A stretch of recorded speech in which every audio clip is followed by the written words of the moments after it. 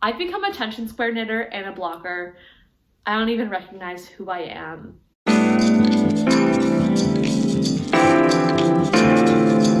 Hello, welcome back to my channel, Knits by Mandy. My name is Amanda, and it's been an entire month since I posted on this channel, so this is going to be a very meaty podcast episode. I use a pretty standard format here on my podcast. I'll talk about my finished object. I just have one and I'm wearing it right now. Any works in progress, and then I usually talk about future plans and acquisitions. I think what I'll do in this episode is instead of talking about my future plans and acquisitions, I'm gonna jump into Rhinebeck because I went last month and I haven't made any content about it. So I thought I'd kind of put in my experience about Rhinebeck and show you what I bought while I was there. And then depending on the time, we'll see if I put in like my media recommendations. But we'll see how much time I spend talking about Rhinebeck. Yeah, as always, I put chapters into my podcast so you can skip around. I am gonna start with a little bit of a quick life update, just to kind of give you some context about like where I've been for the past month. If you don't care, you can skip ahead to when I start talking about the sweater that I'm wearing. So October was a really hectic, busy month. I had 2 weddings, I went on vacation, I had 2 conferences at my job that I work in virtual and hybrid events. So I had 2 in-person conferences for the first time. And I was also personally adjusting to a new treatment for my headaches. So in between it all, I didn't have a whole lot of time for knitting. I did finish this sweater, which was like my goal, and a little something else that I have to show you. But it was just like go, go, go, very crazy, but also had a really great time at both the weddings. I saw a friend from college, and then we went to my boyfriend's sister's wedding in upstate New York. And so then my boyfriend and I had already planned to kind of do a vacation after the wedding. We booked some time in Woodstock without even realizing that her wedding weekend was the same weekend of Rhinebeck, or the New York Wool and Sheep Festival. So we'll talk a little bit more about Rhinebeck later, but we were able to go on Sunday, and I have a little bit of footage, but I will just kind of caveat it with I didn't really get like the full Rhinebeck experience. I kind of went for a few hours at the end of the day on Sunday, and I didn't plan my trip around it, right? I happened to fit it into my trip. So I think that just kind of colors my experience a little bit. Yeah, and then work was really busy. So it's just been like a long month. It was good. I think my new headache treatment that I'm on has been really helping with managing my pain. I have a lot less high pain days, which is really great. And I saw a really great neurologist last month. So if you're new here, I was experiencing, and still kind of am, migraines that I think were related to long COVID. So that was after a COVID infection in June. So it's been like a long journey and like since June, my year has kind of felt very disjointed. I haven't exactly fully felt like myself. So I'm looking forward to just taking these last 2 months of the year to kind of like recenter, regroup, get back into a good routine of taking care of myself, get back into my knitting. I did have a lot of good creative energy at the beginning of the month, and it kind of dwindled a little bit, but I'm excited to kind of refocus, regroup. I have some new materials to work with, and some new projects that I want to work on. So that is the quick life update. There it is. Let's talk about what I'm wearing, because I can't wait 1 second longer. Okay, so let's talk about my first and only finished object of this month, which is my Ingrid sweater by PetiteKnit. The quick specs are that it is a size medium. I do have a size 37-inch bust, and I'll put the rest of my measurements in the description below. Moving forward, they'll be in my descriptions for all of my podcast episodes, so you can best reference them for fit information. I did meet gauge, and I knit this in Cascade 220 Heathers in the color Fog Hartt. I'll put the like full name and number in the description below. Purchased from Looped Yarn Works here in DC. And I think I bought 6 balls, 600 gram skeins of yarn, and I used almost all of them. And I don't know if I met gauge. I think I said that. Yes. Okay, yeah, that is like the technical information that you need to know, right? As far as the yarn goes, it is a Peruvian Highland wool. At first I was worried because when I was looking up Cascade 220, I saw that on Google like superwash fills in, but they do have a regular wool and a superwash, and this was just a regular wool, which I usually prefer, and I think I would prefer for something that has a lot of drape and like texture. So I'm really happy with the finished object. I was very specific about the kind of color that I wanted to go for. I ended up going to Looped here in DC to look at options in person.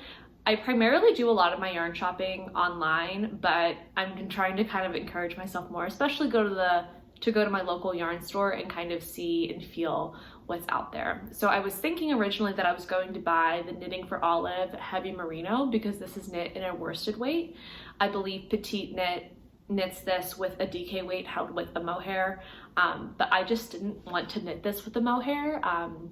I saw Brooke from Popsicle Frog Knits just knit this with a worsted weight wool, and I was like, yeah, you could definitely do that, so I'm gonna do that.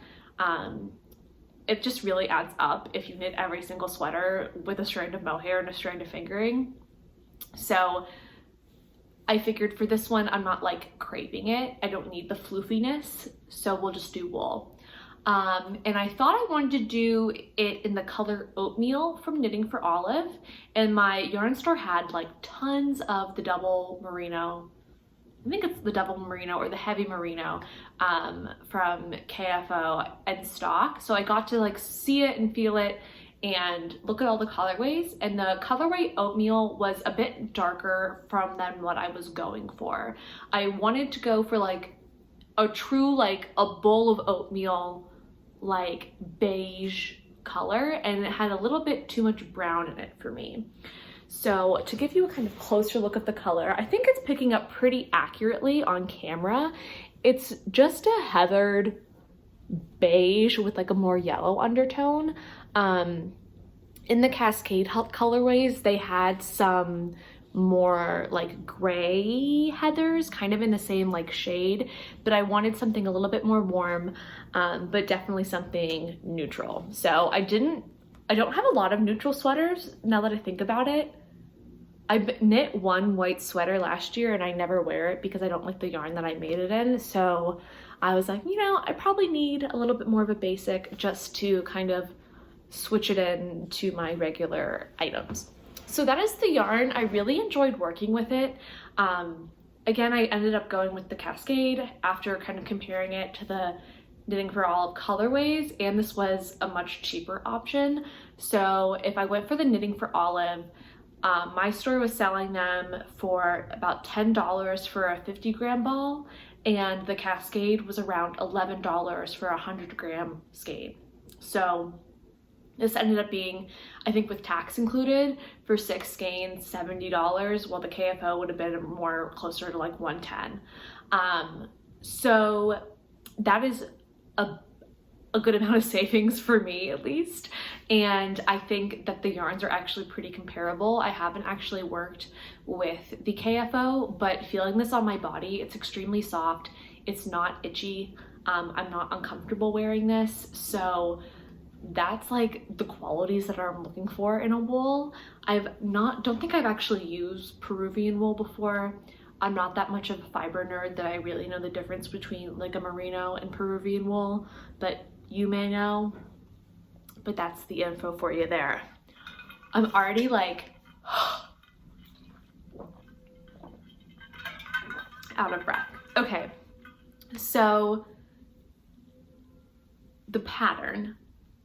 I think you might hear me say some similar things to other folks that have knit this design before, but I'll go ahead and talk about my experience and the construction, you know, for posterity's sake, and let you know what it was like.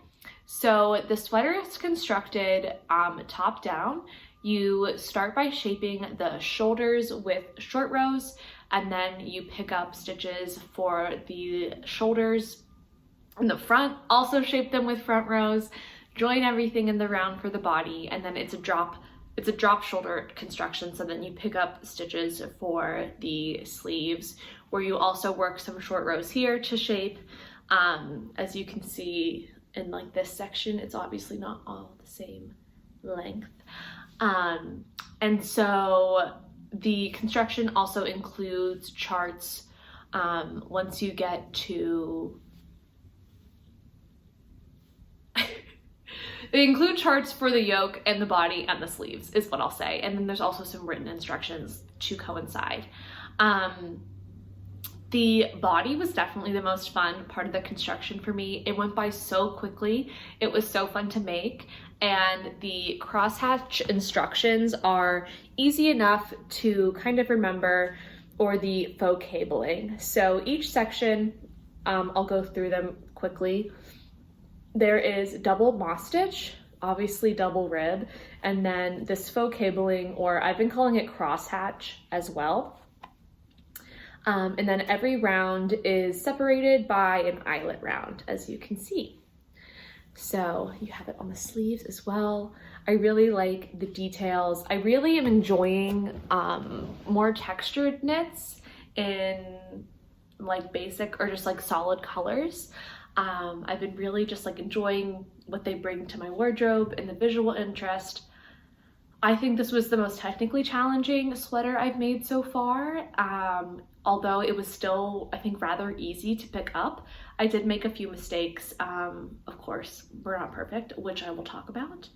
And so moving on to what wasn't great about the pattern before I talk about the modifications that I did. You'll hear everyone, I think, talk about the sleeve decreases, and I posted about this on Instagram, and one of my followers actually pointed out that PetiteKnit actually has a video talking about the sleeve decreases. To my knowledge, it wasn't linked in the pattern. Now I'm being a little bit nitpicky, but if you have that resource, I wouldn't like hide it from the people I'm selling my pattern to. That's a little nitpicky, but no pun intended.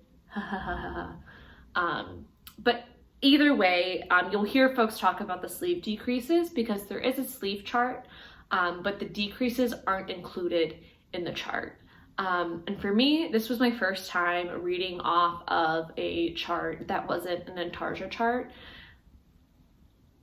I don't know, I would think that you would usually include decreases if you're telling people what to do. Like, if you're using a chart to show people what to do, like, why wouldn't you include the sleeve decreases as well? I don't know, but it ends up making things a little bit funky for the crosshatch section. So this is probably like worse than the other side. This was my first sleeve, and I had to rip out the sleeve so many times. A few of those times were definitely my own fault. I think the first time I didn't pick up the right number of stitches, then I didn't make the right number of increases per round. I was messing a lot up on my own, but then I think not having the decreases also tripped me up a little bit. When I got to the moss stitch, I was like second guessing myself, and I don't know. It was kind of a mental game for me for a little because it took me a really long time to finish the first sleeve, and then the second sleeve took me like 2.5 days. I don't know if you've ever experienced that where you have a lot of momentum, but then as soon as you kind of hit like a bump or something, it makes you less enticed to pick up the project. That definitely happened to me kind of towards here at the end. So here's what like the janky one looks like, and it's really not that bad, and I can live with it. I wasn't gonna sit here and like troubleshoot this to the end of my days because I knew it was gonna be, here, and I felt like it would block out better, and it did. And here's how it looks like now, which I don't even know if you can tell, but basically, no, I can't even see it. Am I drunk? Here. So here there is an X inside of a diamond where that's not supposed to really happen. But I think this is how it's supposed to look, where it looks a little bit cleaner.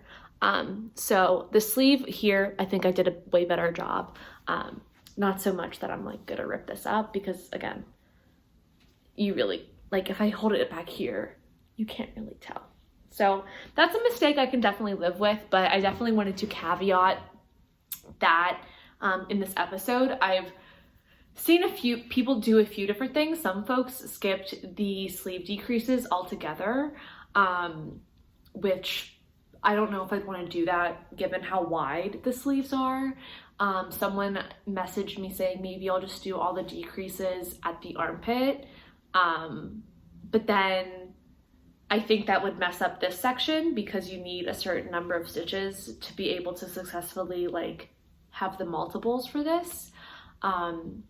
So I would just proceed with caution. Definitely check out her video if you do decide to make this, and maybe even ask some other folks who've made it what they've done.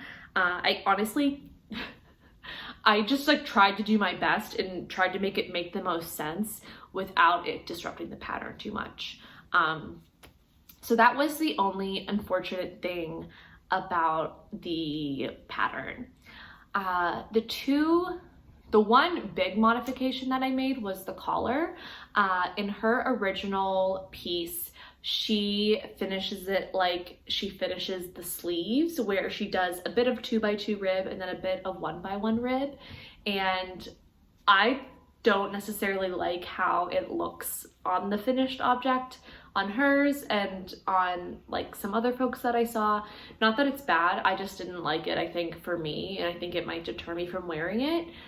It kind of looks like the 2x2 section puckers a little bit, and again, like that might not bother you. It doesn't bother me on someone else, but for me, I think I wanted more of just like a clean neckline.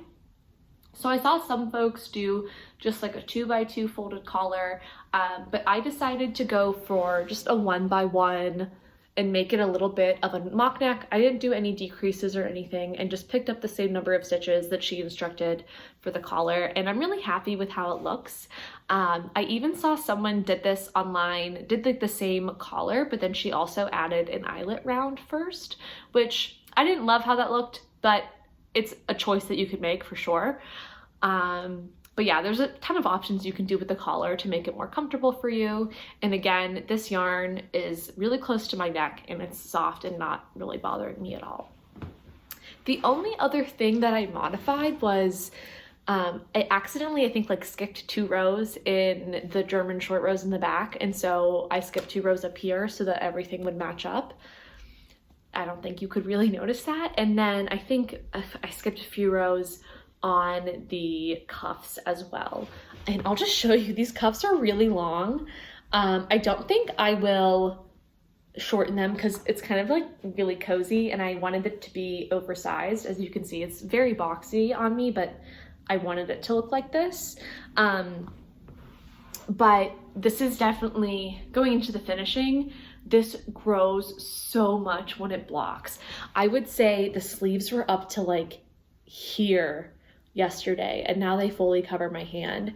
So I think in between the ribbing and the moss stitch, like this really just like blooms once it's blocked. I'll put in some footage of what it looked like pre-blocking. You can see it's much shorter and the sections almost like pucker in, I think because of just the different textures and they interact with each other differently. But once it's blocked out, it's just so nice.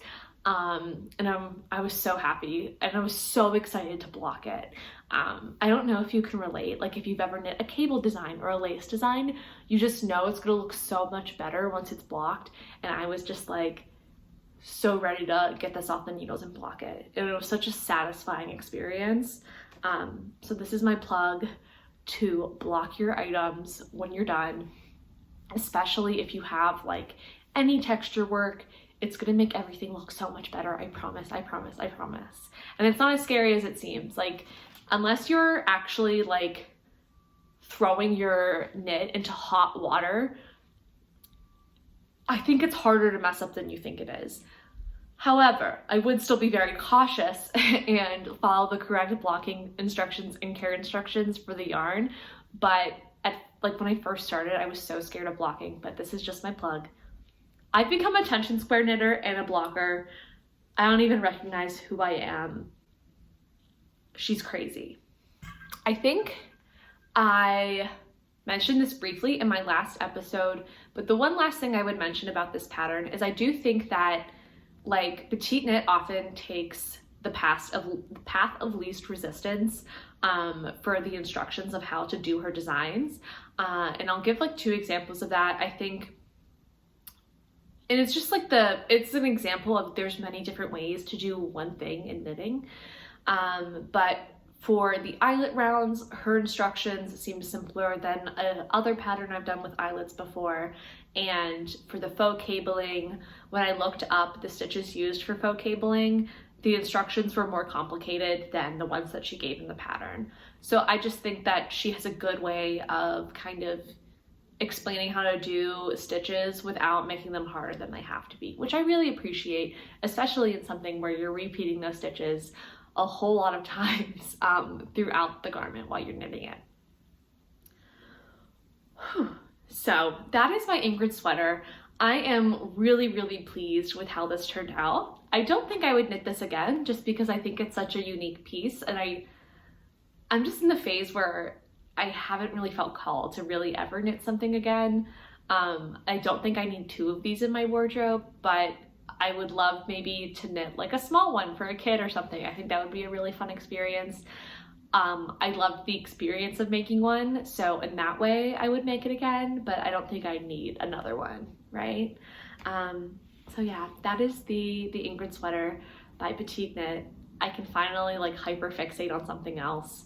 I will say I like felt like a real burst of creative energy with this, and just like really motivated to get this done until I had the sleeve mishap. But then once I finished this sleeve, I finished this sleeve again in like 2.5 days. So I feel like it was great to work on. And I did mention this at the beginning, and now remembering, I used the needle sizes that she uses in the pattern. So 4mm for the body.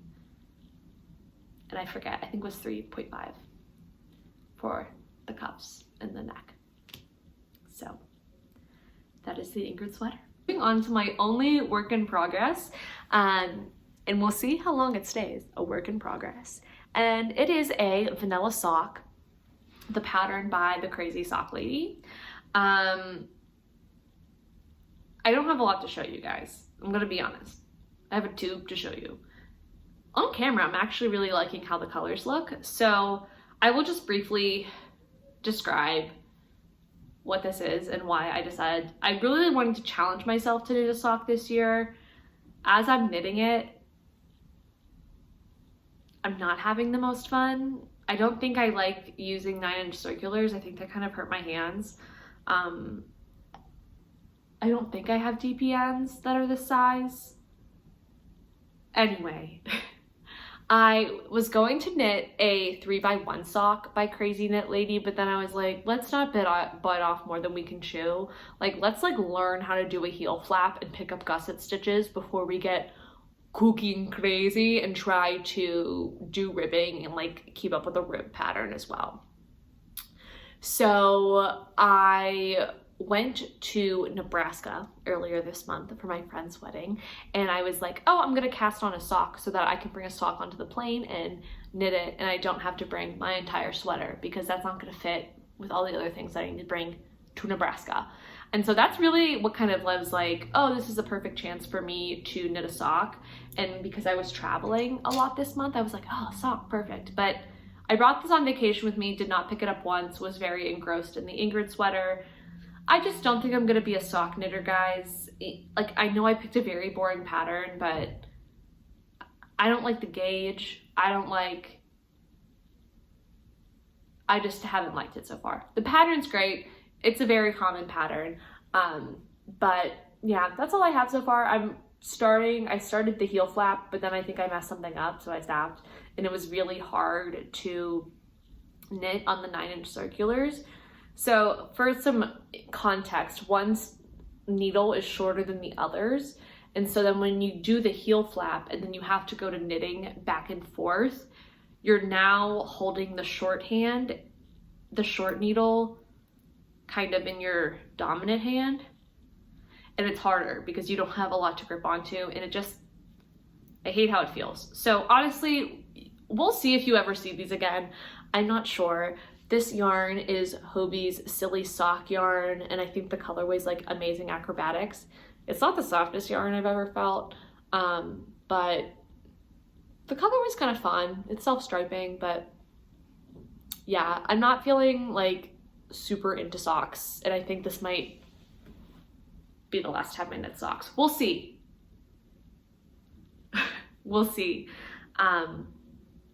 So yeah, that is the swip. I'm sorry, I wish I had more to say, but I don't. Sorry to be so anti-sock. I'm gonna be very honest. Even when like other people talk about their socks, I kind of zone out because socks just don't interest me naturally as far as it comes to knitting. So you all make beautiful socks. Love your socks. They're not my favorite thing to hear about and or to knit and or to talk about. So let's just end this segment now. And then moving on to, let's talk about Rhinebeck. Let's talk about the New York Sheep and Wool Festival and what I got at the festival. It's not a lot. I'm gonna warn you, it's very paltry in comparison to some other folks, but I talk about this a lot on my channel, and I might even do another video on it. I'm not sure if folks would be interested in that, but I really like try to keep a small yarn stash in that I don't have a lot of sweater quantities of yarn. I have one right here, and then I have one that I bought at Rhinebeck, but that's pretty much it as far as like keeping a big stash of yarn and buying a lot of yarn at one time. There's nothing wrong with that if that's what you want to do, but for me, I know that in the past when I bought yarn with no intention of what to make with it, I feel pressure to knit with it, but then I also feel almost like a creative block in where I don't know what to do with it.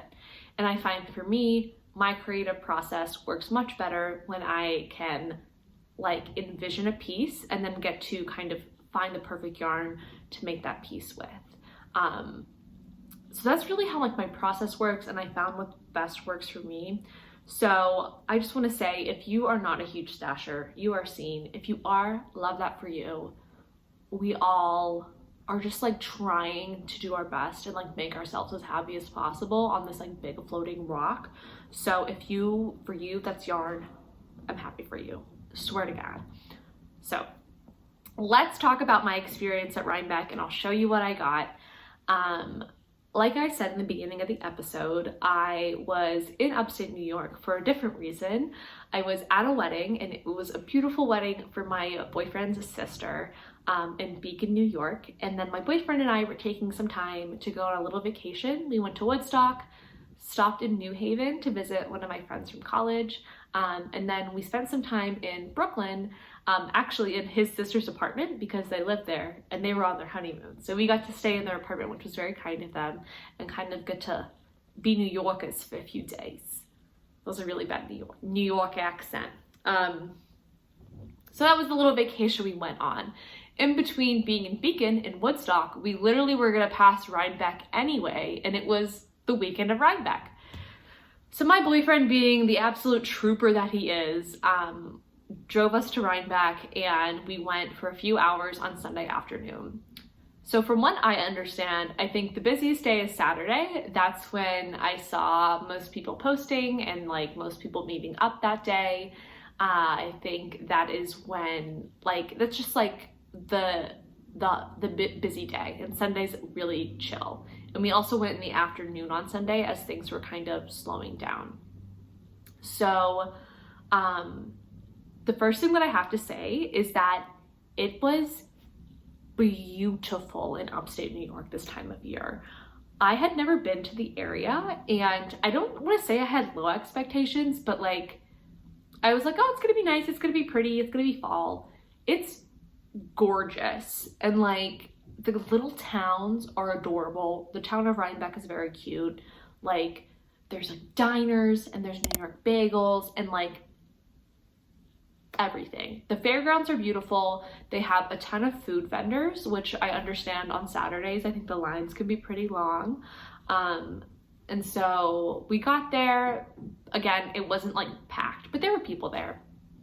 And so we got there, and my boyfriend and I was like, let's do like a lap of the vendors, and then I will kind of like come back and make some purchases.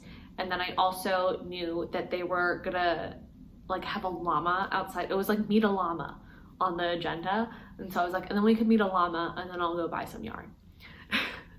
So I didn't realize also how much livestock is at Rhinebeck, but from what I understand, the festival really started as like a 4-H festival for folks to come in and like show their livestock and like sell pelts of wool. And it's kind of evolved into this like more like, I was gonna say like cultural hub, but like hub for the hobby and like fiber artists themselves.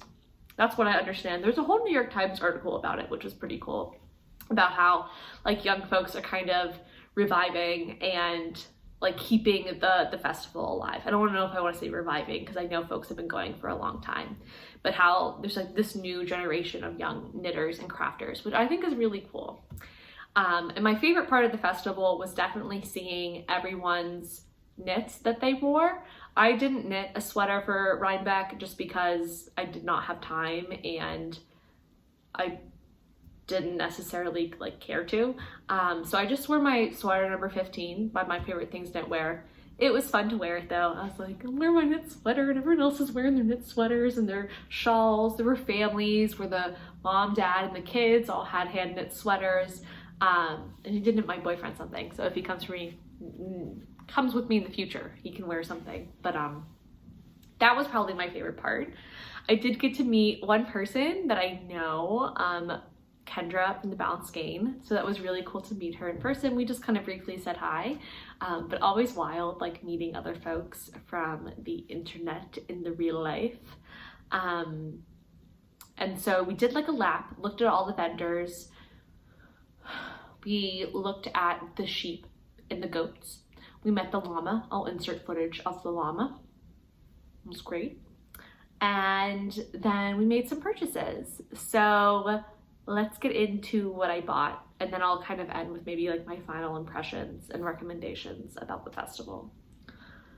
So the first thing that I bought, my boyfriend's really nice. Both times that I've taken him yarn shopping, he's like, can I get you something? And I'm like, you know what you're signing up for, right? Like this isn't like $5 balls of yarn, and he knows that.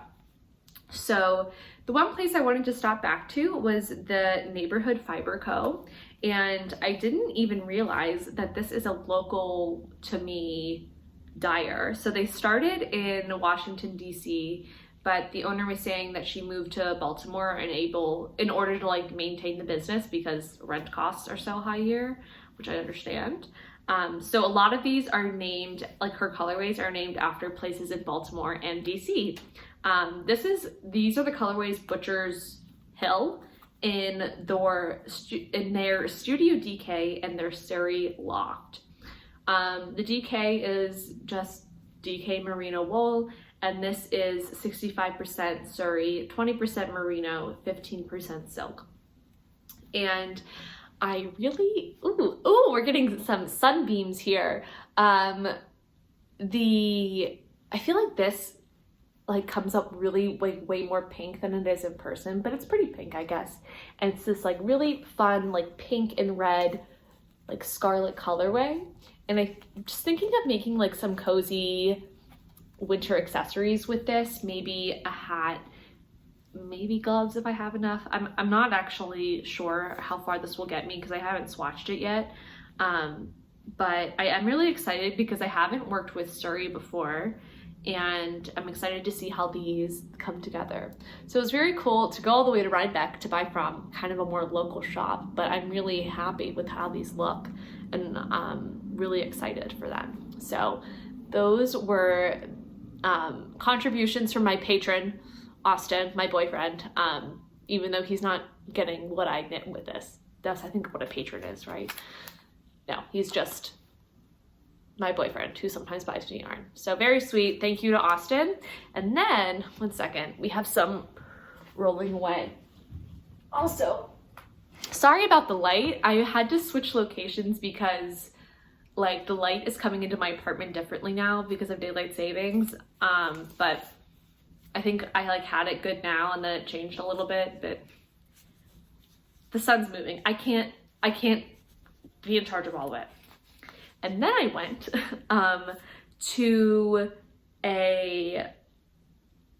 so my boyfriend and I were walking around a little bit more, and then he was like, I have to go to the bathroom. And I was like, okay, love him, but like this is my time to kind of like make my move and make my decision.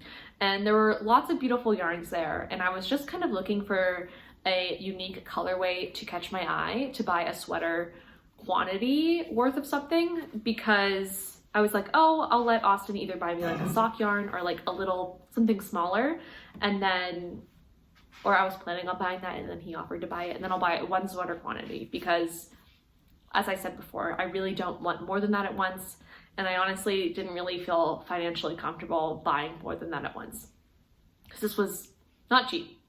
So, which is fine. I don't say that in a way to be like, oh, people are charging too much. I don't think that at all. But just, it's not, straight up, it's not cheap to buy a ton of sweater quantities of indie dyed yarn. Like, that's just the facts of life. But I'm glad to be able to support folks when I can.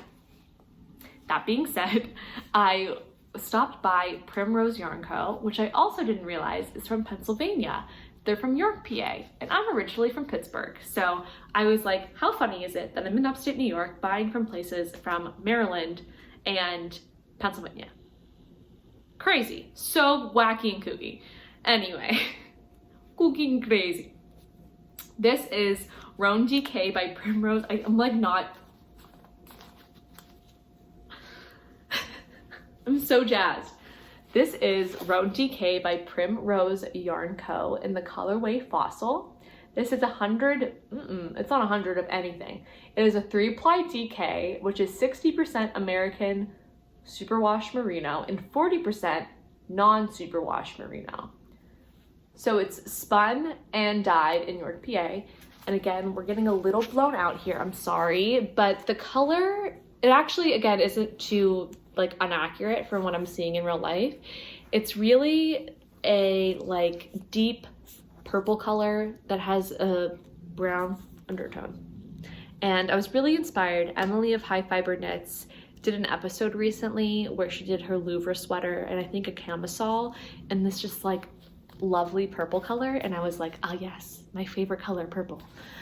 So I have knit something in purple, but this is kind of a deeper shade. So I'm letting myself have this for this season. Again, I'm really sorry about the light. Maybe I'll put in some B-roll or some pictures of what these look like. But there were only like a few of these left, and the one of the persons working the shop, she wasn't, I think, the shop owner. She helped me kind of like get out into the light and pick colors that matched. So that was really kind, and I had a really good experience there. And I just really like this color. I think it's not like so complex, but there's a bit of a complexity to it that camera doesn't really quite pick up, even in, I think, in good lighting. But I'm very excited. I need some pattern ideas for this. And I also have never worked with a yarn that is a combination superwash and wool. And I'm curious what the beneficial property of that is. I would guess that it maybe has a bit more memory than just a plain merino, but I don't understand what the superwash adds if there's already merino in it. I might do some research on that.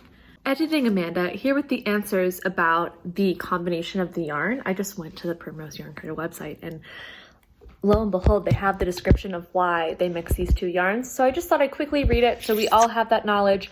We all learned something. Maybe you already knew this, but I learned something new today. So it's an unprecedented blend of American superwash and non-superwash wool. The precise percentage of the fiber blend creates a yarn with the best qualities and traits of both fibers and none of the worst. That's kind of what I was getting at. It will not grow over time once blocked. It is suitable for next to skin wear while still offering the grip for color work and steeking, which I don't plan to use for that, but that's good to know. It is a plump 3-ply that is excellent for cable knitting. It takes color like a dream and is a non-pilling yarn with the proper care. I don't know why I'm using so many hand gestures. From what I understand, the American superwash merino is white, and then the non-superwash is like a brown black. So it kind of adds, I was trying to kind of describe the complexity of the yarn, and I think maybe that's where the color complexity comes from. So this was your little nerd out on yarn, and back to regular Amanda. But despite me being unsure of why exactly these yarns are mixed together, I'm very excited to use it. And I'll swatch it up and kind of see how it grows and changes with some water later. So this was my second purchase, second and last yarn purchase. And I'm really excited about it. And yeah, I think I want to do like a V-neck sweater. I've done a lot of like crew necks and high necks recently, so I would like to maybe do a V-neck with this. Maybe something like, I know My Favorite Things has some V-necks, but I'm really trying not to purchase from her, and I would like to support more size inclusive designers. So I think Kadri has a V-neck sweater that's cute, but if you know any other size inclusive V-neck sweaters, let me know. And I've already knit the Very V-neck Raglan by Jessie May Designs, so don't tell me that one. I could just knit that, but we'll see. Okay.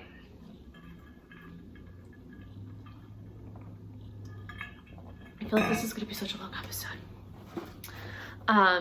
The last thing that I bought, there was like a local bookstore there selling knitting books.